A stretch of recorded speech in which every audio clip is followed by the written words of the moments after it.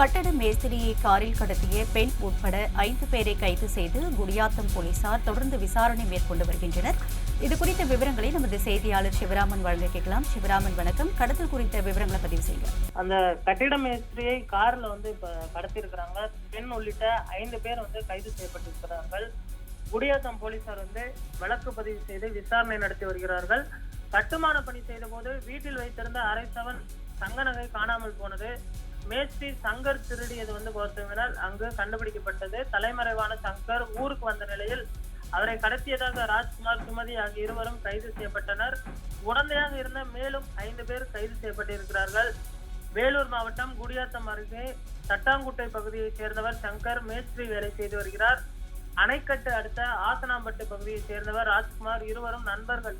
நிலையில் சில மாதங்களுக்கு முன்பு ராஜ்குமாரின் சித்தி சுமதி என்பவரது வீட்டில் கட்டுமான பணி செய்வதற்காக சங்கர் என்பவரை அழைத்து சென்றிருக்கிறார். அங்கு பணி செய்த போது வீட்டில் வைத்திருந்த அரபவன் தங்க நகை காணாம போயிருக்குது. விசாரணை செய்ததில் மேஸ்திரி சங்கர் எடுத்தது தெரிய வந்தது. இதையடுத்து வேப்பங்குப்பு போலீசார் சுமதி புகார் அளித்தார். அவரை அழைத்து விசாரணை செய்ததில் நகையை வைத்து பணத்தை செலவு செய்து விட்டேன், அதற்குண்டான பணத்தை 3 மாத காலத்திற்கு கொடுத்து விடுவதாக வேப்பங்குப்பம் போலீசில் தெரிவித்துவிட்டு வந்துள்ளார். இந்நிலையில் 3 மாதங்கள் கடந்த நிலையில் அவர் பணத்தை கொடுக்காமல் காலதாமதித்து வந்திருக்கிறார்.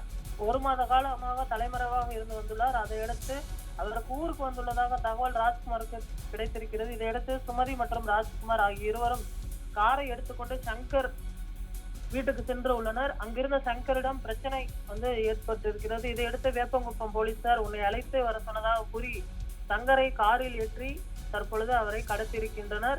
இதனால் சங்கரனுடைய உறவினர்கள் கத்தி கூச்சலிட அவர்கள் காரில் ஏற்றி சங்கரை அழைத்து சென்றிருக்கின்றனர். இதையடுத்து ஒடுக்குந்தூர் பகுதியில் சங்கரை இறக்கி விட்டுள்ளனர். இதனிடையே சங்கரின் தந்தை மனோகரன் குடியாத்தம் தாலுகா போலீஸ் ஸ்டேஷனில் எனது மகனை சில நபர்கள் காரில் கடத்திருக்கிறார்கள், அவர்களை வழக்கு பதிவு செய்ய வேண்டும் என்று சொல்லியிருக்கிறார். போலீசார் வழக்கு பதிவு செய்து விசாரணை மேற்கொண்டதில் ராஜ்குமார் மற்றும் அவருடைய சித்தி சுமதி ஆகியோரை கைது செய்தனர்.